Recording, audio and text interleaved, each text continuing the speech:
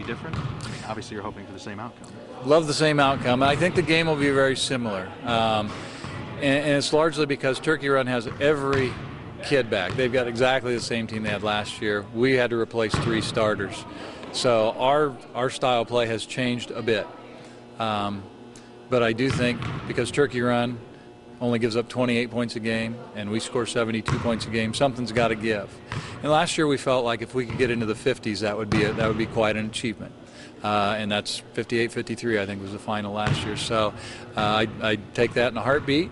But I think that, we're going to have to work really hard to manufacture points against a team that's only given the most points they've given up in a single game this year is 51. So, it's going to be a real struggle. But, we've got a good group of kids, and hopefully we're up to it. Toughest opponent you've played yet this year? Southside. No doubt about it. Athletically, they could do so many things, and they made us really struggle. And we learned some things that night, and in fact, we haven't lost since. So some of the lessons we took away from that Southside game made a big difference in the rest of our season. You talk about replacing 3 starters, and don't take this the wrong way, but some of us probably didn't think that Bailey would contribute as much as she did. Mm-hmm.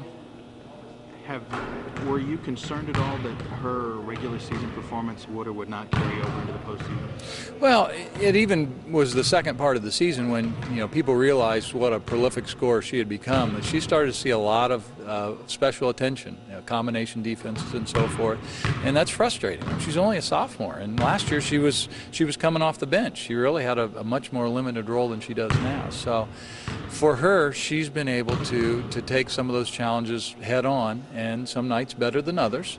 But hey, she's been placed in a really difficult position, and for the most part, she's been able to shine through. And Saturday she played well, scored well in both games, and she does other things as well in terms of attacking the basket and being a big part of our defensive scheme. So it's been a big learning curve for her, but she's, for the most part, done a great job with it. Saturday, after the first 8 minutes of play, you found yourself in a position that you're not very familiar with. What do you take from that? I mean, you guys fought back and played a hell of a game to get out of there with the win, knowing that you had to win or you were done. Right. What do you take from that and apply to practice this week heading into the game Saturday? Well, we've been in the situation before where we were behind late. There were 4 or 5 games after Christmas where we were actually trailing in the fourth quarter, and each time we would go to the huddle and say, look, we've been here before, we know what it takes to be successful, and let's not panic, and let's just be efficient. Let's take care of the basketball. Let's turn them over a couple times, and let's make plays. But there has to be a greater sense of urgency, I would think, being in. Well, yeah, there's a lot more noise. There's a lot more. I'm sure the blood pressure levels of a lot of people in the gym were pretty high. But if you were in our huddle, what you would have heard was, look, they had a great first quarter. We didn't. We played 32 minutes, and we've preached that for a long time. It's a 32-minute game. They've played really well to this point. We haven't. We're going to switch a couple things up, and we'll see. But just, now is not the time to panic. They've played really well. It's time for us to get the momentum back, and that's what we did. And I think part of that is, we've played a good schedule, and we've been behind, and we know what it feels like, and our kids don't have that panic in them. They had a sense of urgency. Obviously, it's the regional finals. You want to play well, but at the same time, they heard it enough and they felt it through their own experiences that panic was not one of the things that they were going to turn to. Was there some uncertainty maybe playing that second game of the day with the underclassmen, wondering if they were going to have their legs under them, and then maybe got through that first quarter and realized that, okay, I can do this? Yeah, well, and it was not widely known because we didn't want it widely known, but Kendall didn't practice Friday. She twisted an ankle. She was out. We weren't even sure she was going to be able to go Saturday.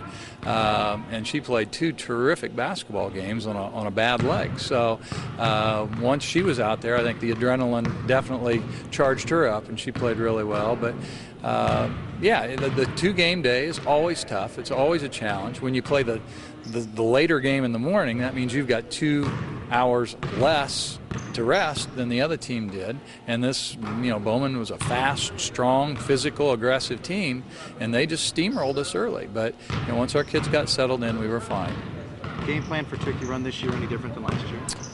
Really, it's not. I mean, we're spending a lot of time talking about Canterbury and not very much time talking about Turkey Run, because we feel like if we do our stuff well, we're going to be competitive, because we know they're going to do their stuff well. We're not going to take away things that they do well, but it's going to be, as I said, a battle of styles. We want to go fast. They want to keep you from going fast. They've been very successful doing that. We've been very successful doing what we do, so it should be a terrific basketball game Saturday.